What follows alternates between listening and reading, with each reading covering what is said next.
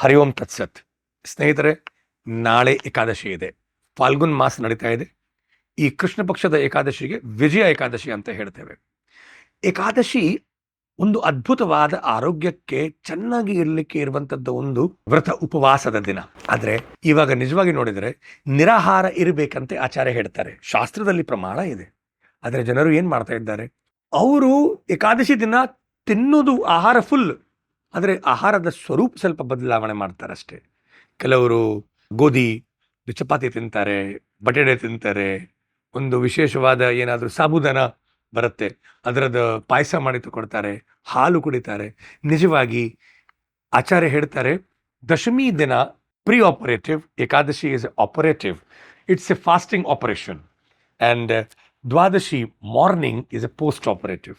ಈ fasting operation ಎಲ್ಲ autophagy, ಎಲ್ಲ ಕೆಟ್ಟಂಶವನ್ನು ಕರಗಿಸ್ಲಿಕ್ಕೆ ಅದ್ಭುತವಾದ ಒಂದು ಟೆಕ್ನಿಕ್. ಓಂ ಶ್ರೀ ಗೋಪಾಲ ಭಟ್ಟ ವಿಶ್ವಾಮಿ ವಿಷ್ಣುಪಾದ ಈ ಶ್ರೀ ಹರಿಭಕ್ತ ವಿಲಾಸದಲ್ಲಿ ಇದರ ಬಗ್ಗೆ ಒಂದು ಅಧ್ಯಾಯ, 13ನೇ 13 ಅಧ್ಯಾಯ ಇಟ್ಟಿದ್ದಾರೆ. ಆಚಾರ್ಯ ಹೇಳ್ತಾ ಇದ್ದಾರೆ, ಬೆಳಿಗ್ಗೆ ಸ್ನಾನ ಇತ್ಯಾದಿ ಮಾಡಿದ ಮೇಲೆ, ಪೂಜೆ ಇತ್ಯಾದಿ ಮಾಡಿದ ಮೇಲೆ ಸಂಕಲ್ಪ ತಗೊಳ್ಬೇಕು. ನೀರು ಮತ್ತೆ ತುಳಸಿ ಮತ್ತೆ ಹೂ ಕೈಯಲ್ಲಿ ಇಟ್ಟು ನಿಮ್ಮ ಹೆಸರು ಹೇಳಿ ಆಮೇಲೆ ಸಂಕಲ್ಪ ತಗೊಳ್ಬೇಕು. ಏಕಾದಶ್ಯಾಂ ನಿರಾಹಾರ ಸ್ಥಿತ್ವಾಹಂ ಅಪರಿ ಅಹನಿ ಭೋಕ್ಷ್ಯಾಮಿ ಪುಂಡರೀಕಾಕ್ಷಂ ಶರಣಂ ಮೇ ಭವಾಚ್ಯುತೆ. ನಾನು ನಿಮ್ಮ ಶರಣದಲ್ಲಿ ಬಂದಿದ್ದೇನೆ ಪುಂಡರೀಕಾಕ್ಷ, ನನಗೆ ಶಕ್ತಿ. ಇದು ಕನ್ನಡದಲ್ಲಿ ಭಾವ ವಿಷಯ. ಮನಸ್ಸಲ್ಲಿ ನೀವು ಭಾವನೆ ಮಾಡಿ ಸಂಕಲ್ಪ ತಗೊಳ್ಳಿ, ನಾನು ಇವತ್ತು ನಿರಾಹಾರ ಇರ್ತೇನೆ, ಪುಂಡರೀಕಾಕ್ಷ ಶರಣದಲ್ಲಿ ಇರ್ತೇನೆ. ಉಪವಾಸ ಅಂದರೆ ಏನು? ಇದರಲ್ಲಿ 6 ಬಹಳ ವಿಶೇಷವಾದ ವಿಷಯ ಇದೆ. ಪ್ರಥಮ ವಿಷಯ, ನಿರಾಹಾರ ಇರಬೇಕು. 1, ಉಪಾವೃತ್ತಸ್ಯ ಪಾಪೇಭ್ಯೋ ಯಸ್ತು ವಾಸೋ ಗುಣೈ ಸಹ. ಪಾಪದಿಂದ ಉಪಾವೃತ್ತ ಬಿಡಬೇಕು ಪಾಪ, ಮತ್ತೆ ವಾಸ ಗುಣೈ, ಗುಣಗಳನ್ನು ವಾಸನ ಮಾಡಬೇಕು, ಒಳಗೆ ತಗೊಳ್ಬೇಕು. ಮತ್ತೆ ಉಪವಾಸ ಅವಿಜ್ಞೇಯ ಸರ್ವಭೋಗ ವಿವರ್ಜಿತ, ಎಲ್ಲವೂ ಭೋಗಗಳನ್ನು ಸಹ ಬಿಡಬೇಕು. 3 ವಿಷಯ ಆಯಿತು. 1, ಪಾಪ ಮಾಡಬಾರದು. ಏನು ಪಾಪಗಳು ಹೇಳ್ತೇನೆ. ಇನ್ನೊಂದು, ಯಾವುದು ಒಳ್ಳೆ ಗುಣಗಳನ್ನು ತಗೊಳ್ಬೇಕು, ಏನದು ಹೇಳ್ತೇನೆ. ಮತ್ತೆ ಎಲ್ಲ ಭೋಗಗಳನ್ನು ಬಿಡಬೇಕು. ಆಮೇಲೆ ದೇವರ ಪೂಜೆ ಮಾಡಬೇಕು. 4ನೇ 5ನೇ ವಿಷಯ ಇರೋದು, ರಾತ್ರಿ ಜಾಗರಣ ಮಾಡಬೇಕು.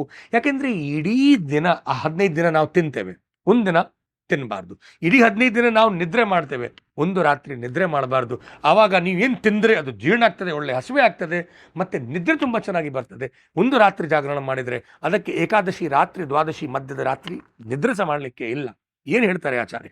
ಪಾಪ ಆದರೆ ಏನು ಪಾಪ ಅಂತ ಹೇಳಿದ್ರೆ, ವೇತಾಸ್ಯ ಅನುಷ್ಠಾನಂ ಇಂದ್ರಿಯಾಣಾಮ ನಿಗ್ರಹಂ ಅಸತ್ಯ ಭಾಷಣಂ ದ್ಯೂತಂ ದಿವಾ ಸ್ವಪ್ನಂ ಚ ಮೈಥುನಂ ಏಕಾದಶ್ಯಾಂ ನ ಕುರ್ವೀತ ಉಪವಾಸೋ ಪರೋ ನರಃ. ಉಪವಾಸ ಮಾಡೋವನು ಅಸತ್ಯ ಮಾತಾಡಬಾರದು, ಜೂಜದಲ್ಲಿ ಹೋಗಬಾರದು, ಹಗಲದಲ್ಲಿ ನಿದ್ರೆ ಮಾಡಬಾರದು, ಮತ್ತೆ ಮೈಥುನ ಗಂಡ ಹೆಂಡತಿ ಸಹ ಸಂಭೋಗದಿಂದ ದೂರವೇ ಇರಬೇಕು, ಇಂದ್ರಿಯ ನಿಗ್ರಹ ಮಾಡಬೇಕಂತೆ.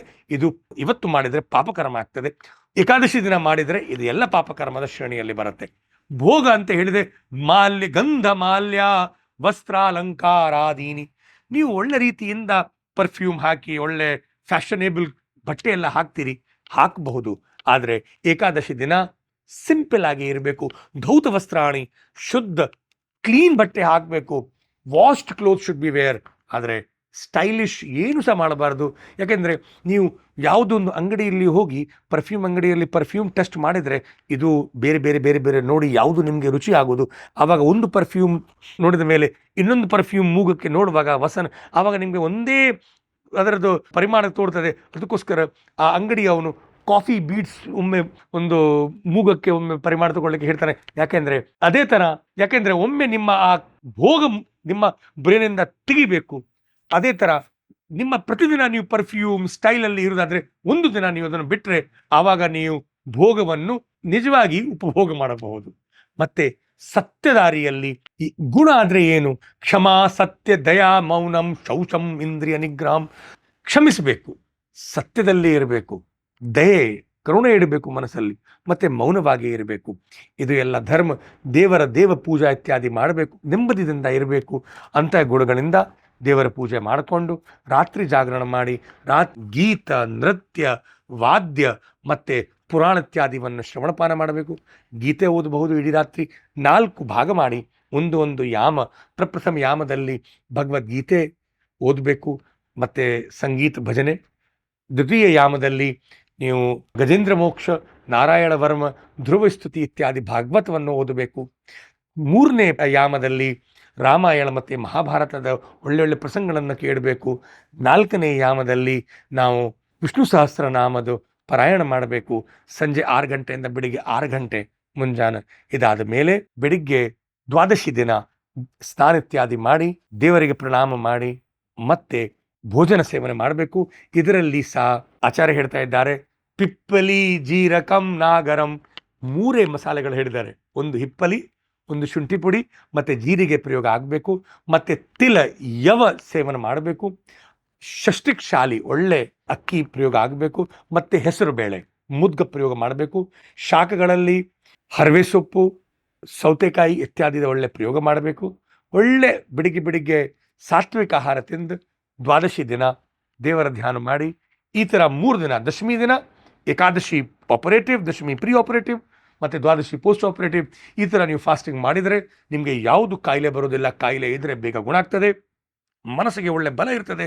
ನಿಮ್ಮ ಜೀವನದಲ್ಲಿ ಸಂಬಂಧ ವಿಷಯ ಆಗಲಿ, ವ್ಯಾಪಾರವಾಗಲಿ, ನಿಮ್ಮ ಜಾಬಲ್ಲಿ ಕೆಲಸ ಆಗಲಿ, ಎಲ್ಲವನ್ನು ಮಾಡಲಿಕ್ಕೆ ನಿಮಗೆ ದೇವರೊಂದು ಒಳ್ಳೆ ಶಕ್ತಿ ಕೊಡ್ತಾರೆ.